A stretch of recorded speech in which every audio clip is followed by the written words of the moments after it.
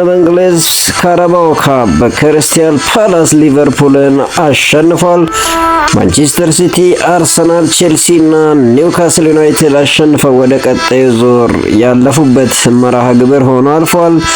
እንዲሁም የቼልሲው አጥቂ ሊያም ዴላፕ ከረጅም ጊዜ ጉዳት በኋላ ወደ ሜዳ ቢመለስም በቀይ ካርድ እየተሰናበተበት ቬኒሲየስ ጁኒየር ደጋፊዎችና የማኔጅመንት አባልን ይቅርታ ጠይቋል።